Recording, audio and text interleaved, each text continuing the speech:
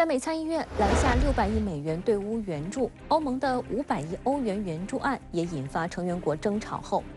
有关西方援乌资金是否开始枯竭的讨论成为焦点。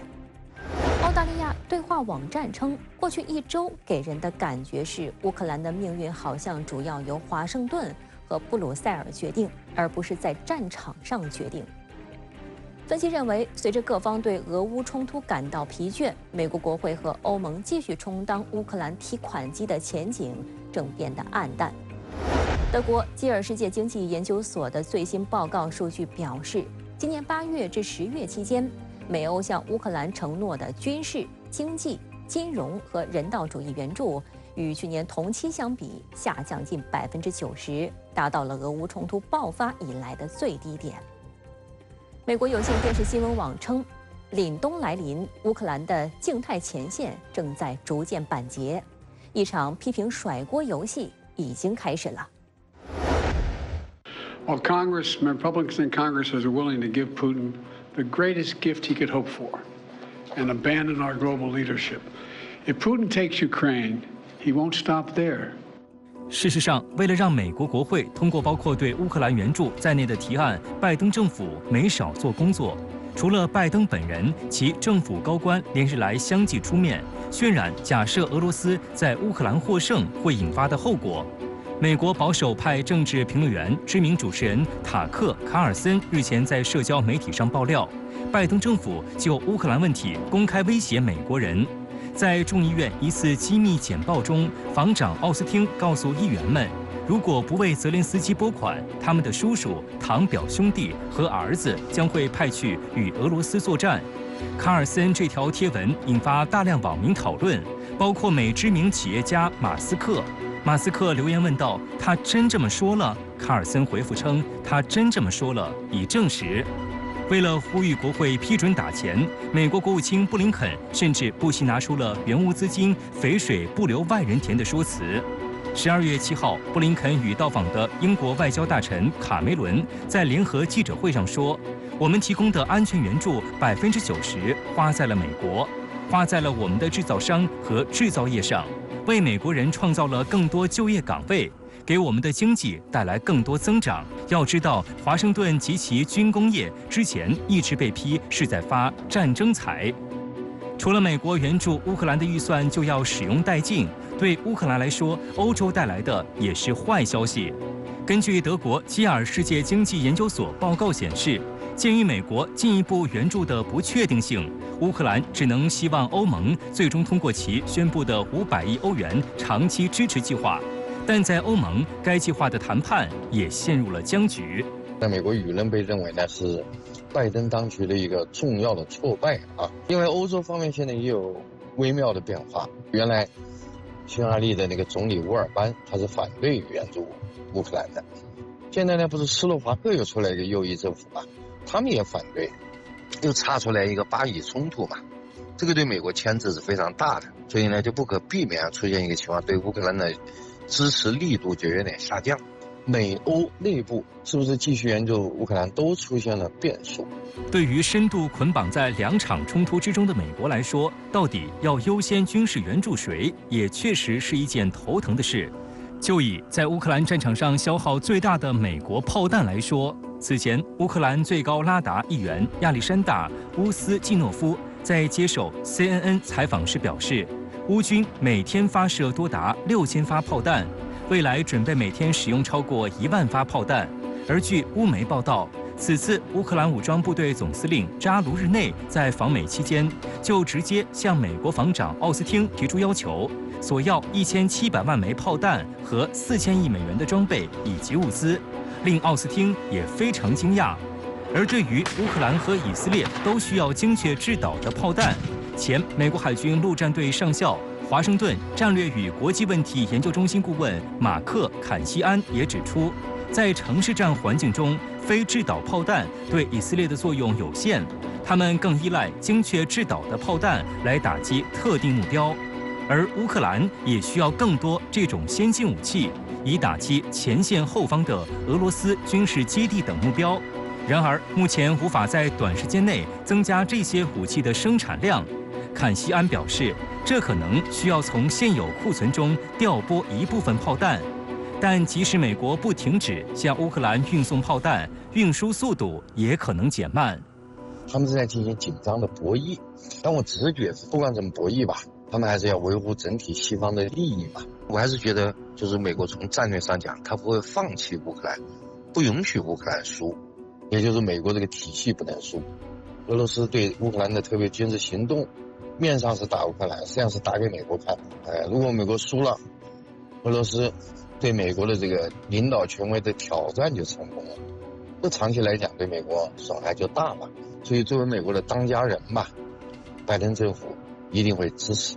军方也会支持。美国不会放弃乌克兰，拜登政府也确实在想办法。据美联社报道，在参议院投票阻止援乌提案的同一天，美国国防部和国务院宣布，美国将向乌克兰提供价值1.75亿美元的一揽子军事援助，其中包括高机动性火箭炮系统海马斯的制导导弹、反装甲系统和高速反辐射导弹等。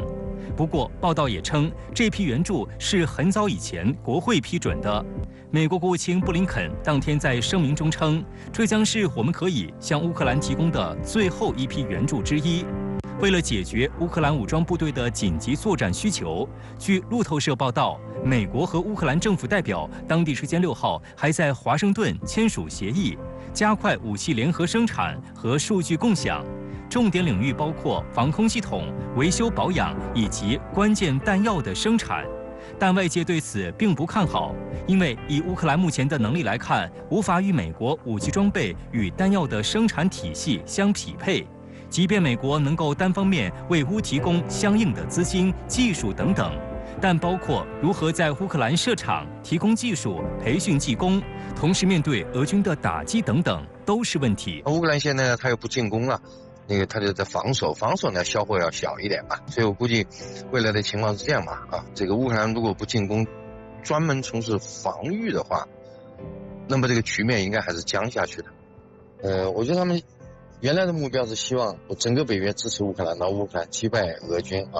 这个呢，我估计他们知道做不到了，也知道引起可能性不大，所以他们我觉得就是目标有点调整吧。他应该是往那个最低线走，就是要确保乌克兰不能输。另外，在盟友体系内，美国也在通过允诺对日本军备松绑来换取其对乌克兰提供更多资金支持。日本首相岸田文雄在12月6号晚在线召开的7国集团首脑会议上表示，日本愿意为乌克兰复兴重建等提供总额达45亿美元规模的追加援助。作为今年 G7 的轮值主席国，日本首相岸田文雄借俄乌冲突推进日本战略调整的意图十分清晰。今年3月，岸田紧随拜登的步伐突访乌克兰，以价值55亿美元的财政援助和3000万美元的非致命性装备，换取泽连斯基宣布在线参加5月举行的 G7 广岛峰会。分析认为，岸田此番追加援助，表明日本更加着力寻求在当前变动的国际环境中展现日本的角色，尤其是在美国已经无力也无心继续大规模支持乌克兰，并且从各种渠道放风建议和谈的背景下，日本再度明确其对抗俄罗斯的立场，更明确密切与北约的关系。不过，日本民意似乎并不乐见岸田政府再度大幅增加援乌支出。根据日本雅虎相关新闻下的留言，多数民众对此非常不满。有民众留言，岸田对于拜登增加对乌援助的要求立刻响应，换来的不过是拜登的赞许。如今，俄乌冲突迈入第2个冬天，美国《纽约时报》援引乌克兰官员和专家的话说，乌克兰能源系统比1年前更加脆弱。美国新闻周刊网站12月7号报道，俄罗斯军队7号摧毁了乌克兰的部分能源基础设施，这是莫斯科与乌克兰的冲突进入新阶段的一个标志。乌克兰能源部门官员表示，电厂受损导致2个发电机组关闭。报道提到，官员们此前警告称，俄罗斯在冬季前储备武器的工作意味着莫斯科可能计划在天寒地冻时发动新一轮袭击。乌克兰国防部情报总局副局长瓦季姆斯基比茨基11月初曾预测，俄罗斯很可能计划在寒冷天气来临、用电量达到峰值时，利用这些武器袭击乌克兰的能源基础设施。俄罗斯去年冬天使用了类似的策略，当时数千架无人机和导弹袭击，导致乌克兰全境停电。乌克兰官员在整个冬季依靠对公民的定期强制停电来节省有限的可用能源供应。然后俄罗斯现在倒是有一点那个进攻态势了，军事上俄罗斯现在比以前活跃一点，外交上呢，普京也活跃一点。大家都看到了，他突访沙特和阿联酋，7号又见那个莱西嘛。俄罗斯去年下半年有点被动啊，然后今年呢就处在一个僵局状态。现在俄罗斯又开始有一点获得了主动，但这个主动到底有多大的能量，能持续多久？现在还要再看一看。为了要让参议院通过援乌的相关法案，拜登表示，普京拿下乌克兰，俄罗斯就会进攻北约国家，最终呢，美国会和俄罗斯开战。拜登这是说说而已呢，还是真是这么想的，孙先生？其实大家可以设想一下，如果让普京赢了，拜登就输了，因为这个拜登作为一个现任总统到战区，这可能是第一次，就是他去访问基辅的时候，其实那个时候他已经把自己的明年大选的这个在对外事务上的这个政绩跟这个俄乌战争的结果是联系在一起的。如果说普京如果在明年美国大选期间，然后如果是真赢了的话，那么拜登是要下台的。那么另外一个角度来讲，就是对于拜登借助这个俄乌冲突之后，整合了欧洲的盟国，重建了一个扩大的一个西方的阵营，或者说以援助乌克兰为核心的这么一个新的国际联盟，如果让普京赢了，这个联盟就输了。所以这场战争是决定了美国主导的这种西方和俄罗斯之间边界重新划分的一个问题。所以从这个角度来讲的话，拜登也不能让普京赢。俄乌冲突呢，还有不到3个月就将满2年了，但是眼下呢，美国援乌资金即将告罄，这对于乌克兰来讲意味着什么？又会如何影响俄乌冲突的走向？首先呢，就是目前还很难确定，就是美国接下来到底会给乌克兰再提供多少。但是随着战争的逐渐的向前拖延，那么实际上呢，应该说呢，美国人他们的耐心也是会逐渐的受到消耗的。所以呢，这样的话呢，那么美国人对于乌克兰的这种军事援助的这种数量和力度，那么会逐渐的呢，可能会出现一定程度的减弱。但是呢，另外一方面，如果战场上面出现突然之间的急剧的形势的变化，那么美国对乌克兰的援助呢，可能又会出现新的一个走向。对乌克兰来说，那么如果美国的这个输血，它的数量少了，乌克兰要把战争继续打下去，要把战线继续向前推进的这种军事作战的能力，它是一定会受到严重的牵制和制约的。我发现这次俄乌冲突中间有一个非常特殊的一个现象，就是欧洲、英国、美国构成了一个三角形的一个博弈。最近英国在游说美国的时候也提到了，这一次美国对于乌克兰的军援，实际上面对于美国是一个很有利的投资，对于美国的军工企业的发展是极为有利的，而且这个投资不完全是把钱打到乌克兰，很多的获益是在美国本土。那么我也看到德国的联邦政府的官网上面写的非常明确，只要乌克兰需要，德国会无条件的继续给予支持。德国现在是没有美国这么多，一共是240亿的美元。总的来看，我觉得这个战争在三方力量的博弈下，还会继续往前推。不管是德国，不管是英国，不管是美国，还会进一步的注入资金，这个是非常遗憾的一个发展态势。孟女士，您刚才也谈到了，就是德国政府目前的态度就是，只要乌克兰要，我们就会给。这个态度，就是会一直坚持下去吗？还是说有可能发生改变？未来随着这个战场或者政治形势的变化？因为在欧洲历史上面，拿破仑战争，包括德国纳粹时期的大日耳曼帝国的梦想。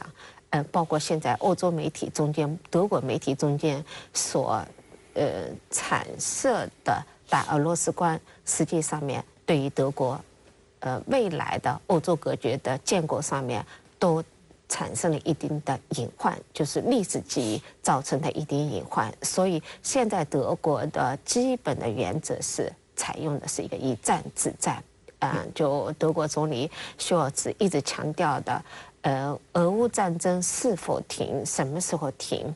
不是第三方来决定，而是要乌克兰人自己来决定。另一个观点就是俄罗斯不能赢，乌克兰不能输，也就是说双方没有胜出一个基本的输赢定局之前，德国不会强行的干涉要促进和谈。这里边究竟什么叫做输赢？比如说俄罗斯不能够赢，乌克兰不能输，德方对这个有定义吗？原则上面来说，不能让俄罗斯进入乌克兰执行特别军事行动，就是分化乌东地区，这个目的不能达到，这个是如果达到的话，就表明了俄罗斯赢，乌克兰输。那么，乌克兰不能输，也就是说，只要战争在不断的推进，那么乌克兰它还有一个翻盘，或者按照美国现在的说法，就是到明年底能够有更好的牌在手上进行谈判。这个呢是乌克兰、德国、欧盟或者美国的一个设想。在8号呢，普京已经宣布将会参加将于明年3月17号举行的总统选举。这其实应该说是意料之中的事儿，但是普京是否参选呢，似乎还一度引发了关注，这又是为什么？从俄罗斯历史上来看的话，其实当一场战争打到僵局的话，国内的内政之间是联动的。有些时候呢，是因为外部的冲突或者战争打到一定的僵局之后，引发了内政的变动；有些呢，是因为国内政治的变化呢，改变了对外战争的一种态势。比如说19世纪50年代这种克里米亚战争，就是因为沙皇去世了，然后新的沙皇上来之后，后来就开始和谈了，战争就结束了。大家去关注这个问题，就是因为说，这个俄罗斯国内的变化会不会改变这种现在这种俄乌的这种僵局？我觉得这个是可能是其中的一个观点吧，一个原因。外界认为呢，普京的中东之行显然打破了西方的外交孤立，是否也意味着俄罗斯会重新作为大国对当今世界最重要的问题，即巴以冲突发挥作用和影响力呢？辛先生怎么看？应该说俄罗斯它是一直对这个中东地区呢都在发挥着影响。从那个当年这个2010年到2011年这个阿拉伯之春之后，我们可以看到呢，就是普京所领导的俄罗斯呢一直对整个中东地区呢在进行渗透、进行影响。那么特别是在叙利亚危机这样的这个地区紧张的这个对抗当中呢，俄罗斯呢确实是一个发挥影响力的重要的一方。但是另外一方面，我们也要看到，就是应该说俄罗斯的它对于世界紧张热点冲突能够发挥的影响力呢，其实应该说也是有限的。我感觉主要是俄罗斯会通过世界其他地区的热点冲突对抗来牵制西方这样的这个角度呢，来影响其他的热点冲突。2024年呢，其实是一个比较特殊的年份，在这一年当中有很多的选举，包括美国的，包括俄罗斯的，包括乌克兰的，还有欧盟的，是吧？辛先生，您是研究欧洲的，欧洲人会怎么看待这种情况？这种情况会让他们有一种受挫感吗？或者进一步来讲，又会影响到欧盟的选举吗？欧洲现在呢，它的注意力不会过多的去关注俄罗斯大选。那么，因为现在欧洲的内部呢，它的社会撕裂已经是非常严重了。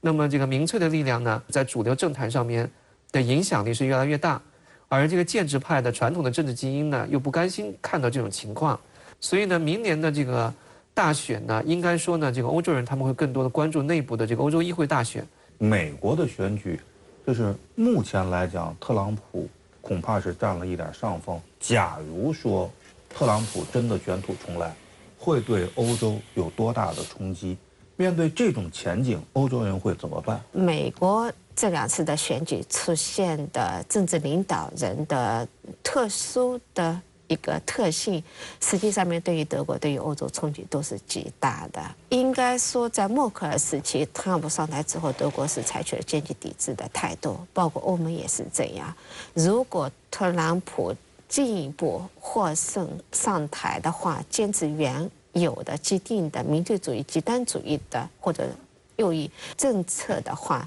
我想，德国与美国的关系欧洲与美国的关系依然会受到很大的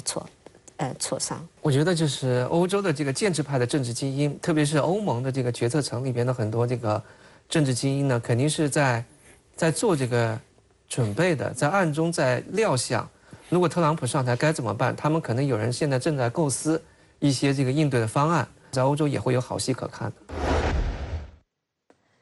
虽然乌克兰总统泽连斯基一直声称拒绝与俄罗斯进行和谈，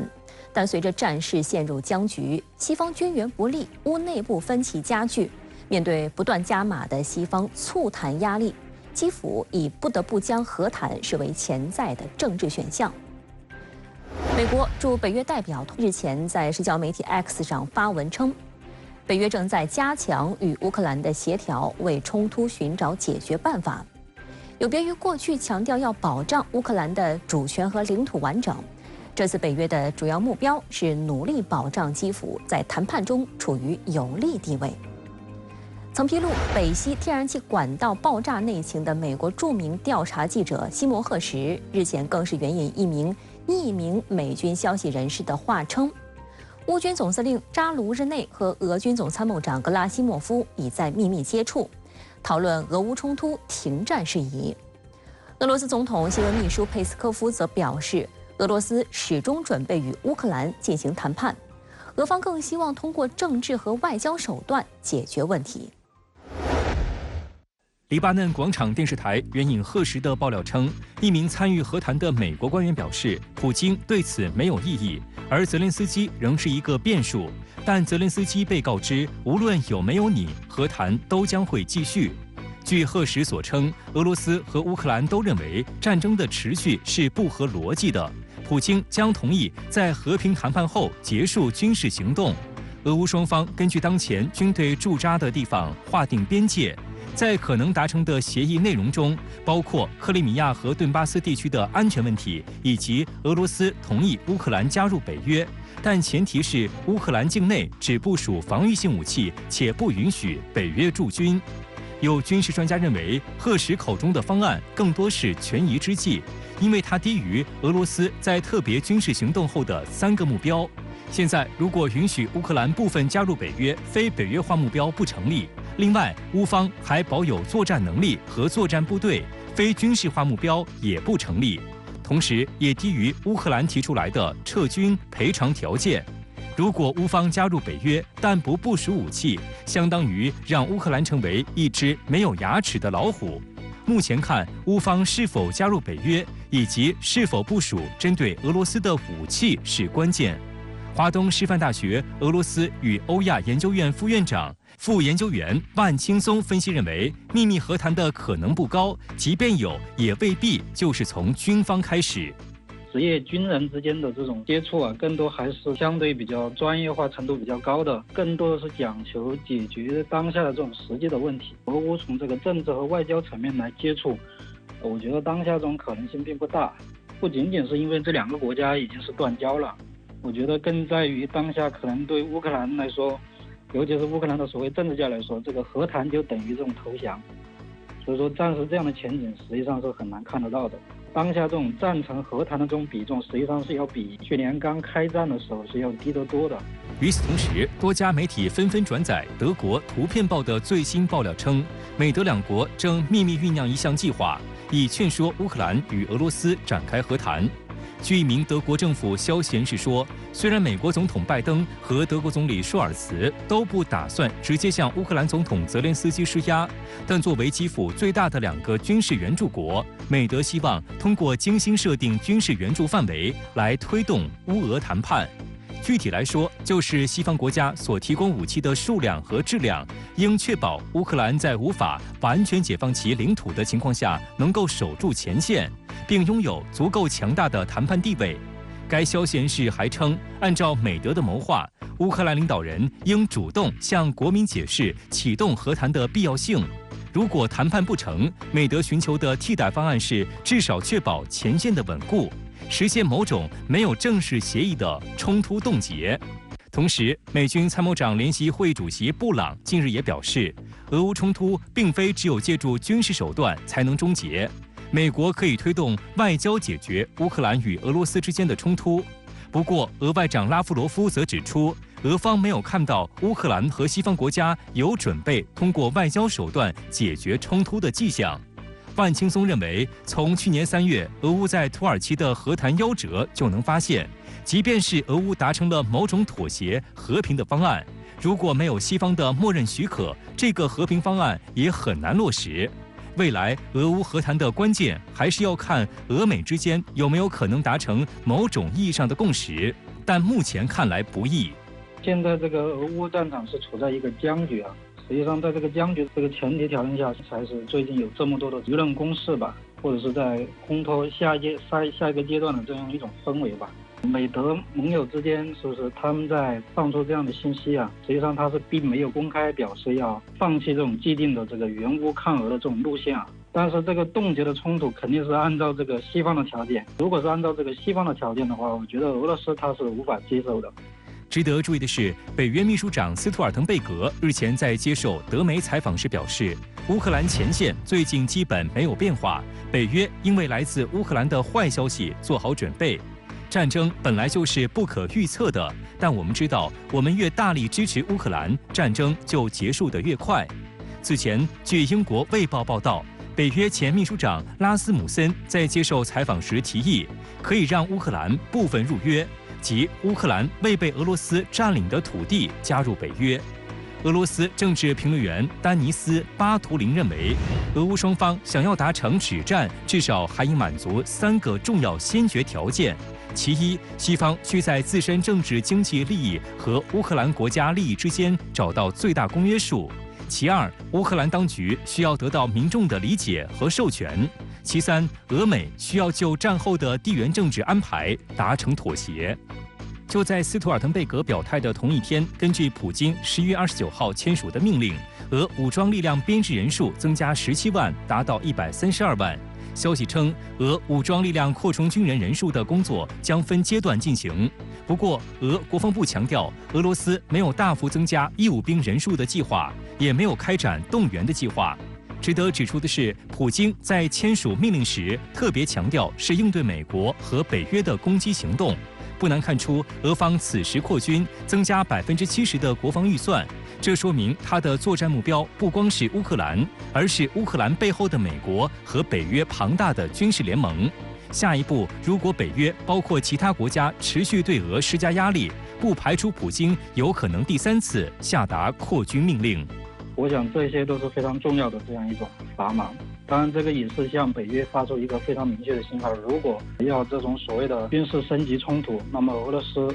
也已经在做更好的准备。实际上，从最近这1年，俄美之间在这个安全这种脱钩这个问题上是越来越严重了。尤其要考虑到2026年，这个俄美之间唯一现在尚存的这种所谓战略协同武器条约，实际上是要到期了。我想这些都是值得大家关注的。不过，金灿荣也进一步分析称，俄乌冲突如今已经超过600天，俄乌双方以及在背后支持乌克兰的欧美都已经疲惫不堪。但介于乌克兰特殊的战略位置，未来局势大概率走向停火不停战。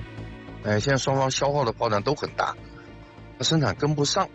都得动用库存，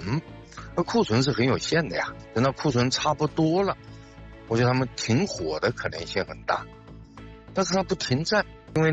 他们俩的政治立场差距特别大。另外，我觉得还有一个原因就是美国是不允许乌克兰跟俄罗斯达成协议的，就让俄罗斯有个伤口，永远在那流血。所以最后可能性大的就这样，叫停火不停战，也就是欧洲的东部会出现一个欧洲版的新3-8线吧，这是最可能的结局。美国知名记者西蒙·赫什日前再次爆料，称俄乌军方高层似乎已经启动了和谈。金先生，您认为这个消息的可信度有多高？如果这个消息并不可信的话，那么又有可能是谁出于什么样的意图要通过西蒙·赫什放这种风呢？现在已经看到一些传闻和一些消息说呢，欧洲，特别是老欧洲，也就是这个法国、德国这样的这个老牌西欧国家，他们的内部呢有一些社会群体，有一些政治精英呢，对于这样一种僵持、这样一种去向不明的这样一种状态，已经感到有些疲倦了。而且对于这个欧洲呢，这样一种无条件的去支持这个乌克兰，提供各种经济和军事的援助，主要是经济援助，这样不断的给乌克兰输血，他们似乎呢感觉到呢有点心不甘情不愿了，所以呢也不排除说，那么可能有些人会通过这个记者来放这样的风。到目前为止，就是包括谈判的条件，包括俄罗斯会获得什么，包括克里米亚、顿巴斯这些地方，大概从乌克兰政治的牌面上来讲的话，这个大概是不可能的，因为他们要求是恢复到1991年的边界。另外呢，就是关于谈判这个事情，我觉得可能如果出现2个条件的话，大概是可能的。第一个呢，就是泽连斯基被政变被推掉了，就是军方来主导的话，大概是可能的。另外呢，就是说，因为乌克兰修订这个法律已经把不跟普京谈判写入法律了，也就是说，跟普京谈判是不可能的。那么至于说这么谈判的条件、具体的条款这么细微的一些细节，我觉得越是这么具有戏剧性，越不可信。假设啊，或者说我们姑且说，即使现在还没有开始和谈，但是俄乌双方在近期内启动和谈的可能性是否存在？在任何一个时间点上面，在战争的进行过程当中，那么每一个国家内部呢，一定会存在对于战与和的问题的不同的意见，特别是当战争呢进入到这种僵持拉锯的这个状态，那么国内呢围绕着战与和的问题的这种不同声音、不同观点之间的这种碰撞，不同的这个诉求的人们相互之间的这种斗争呢，肯定会逐渐的在加剧。所以乌克兰国内呢，肯定也会存在目前的这样的情况。对于那个乌克兰现任的总统来说，加入北约、加入欧盟是他的远大目标。那么现在我们看到每一次重要的峰会中间，泽连斯基参与，然后呼吁欧盟、德国，开绿灯，让他提前进入一个谈判阶段，遭到德国方面的阻止的时候，他是非常的那个失望的啊。所以这个外部的压力在乌克兰没有实现今年的秋季反攻成功的情况下，实际上面是在不断的增长。俄乌和谈的这个问题在欧洲内部会不会转化成为一种老欧洲和新欧洲，也就是东欧和西欧的这样的一种博弈，甚至会不会导致欧盟啊，或者欧洲的整个的一个这个事业的某种的挫败或者受到制约？如果这个俄乌现在谈的话呢，在某种程度上来说，可能会导致欧洲内部，整个欧洲这个区域内部的政治和战略格局的某种程度的碎片化。特别是我们可以看到，就是现在波兰和罗马尼亚在中东欧国家里面是相当积极的，在引进美国和北约的军事力量的。那么他们对于俄罗斯的这种恐惧是非常深重的，而且还会导致北欧和南欧之间的矛盾。因为北欧，那么我们知道呢，北欧现在这个芬兰是加入了北约的，瑞典也在申请加入北约。那么北欧国家呢，他们觉得如果要停下来和谈的话，那么俄罗斯有可能腾出手来，腾出资源来，对于这个北欧，不仅是波罗的海三国，也包括芬兰，包括瑞典，对这些国家呢可能会构成进一步的军事的威胁。欢迎回到决胜制高点，我是克奇。俄乌冲突啊，很快就要打满2年了。2年呢，我们看看究竟有什么结果呢？乌克兰满目疮痍，无论是在人命上还是在物质财富上，都蒙受了巨大的损失。欧洲呢，公认的除了乌克兰之外是最大的输家，尤其是德国已经从欧洲经济的火车头变成了吊车尾。那么在这种情况下，欧洲究竟要怎么做？中方又应该如何与其合作呢？我们呢，既要考虑欧洲的这种两面性，那么另一方面呢，也要能够积极的去寻找中欧关系向前进一步推进的这种空间。那么现在欧洲内部呢，这个状态不好，经济处在衰退的状态，那么整个这个战略环境呢又是极度的动荡不定的情况下，那么欧洲呢，它其实在内部，它有自己内在的需求，希望与中国这样一个世界大国能够搞好关系，所以这就使得我们中欧关系呢，在未来的推进还是面临的一些机会和空间的。中国40多年来改革开放以来的发展是采取的是包容多元那个发展的观念。那么这一次中欧峰会在中国举行，如果能够进一步的开放求同存异，推进那个地区的和平发展，避免第三世界大战和新冷战的出现，我想这个是对于双方来说是最关键的可持续的目标。在维护欧亚大陆这个和平方面，中欧之间是有共同利益的。现在实际上我们看到是欧亚大陆的西端处于一个危机战争的状态，在欧亚大陆的东端呢，实际上和平与发展还是主流。那么另外一点呢，就是中欧之间能够合作的，就是中欧作为世界2大经济体，就像美国一样，中美欧之间实际上是要在地缘经济、在全球发展这个问题上进行合作的。那么在合作的过程中，不是说大家立场完全是一致的，欧洲人应该先把这个你的价值观念啊，或者说你的一些成见放下，就事论事的与中国展开合作。这个我觉得是对于未来维护和推动这个欧亚大陆的和平以及全球的发展都是至关重要的。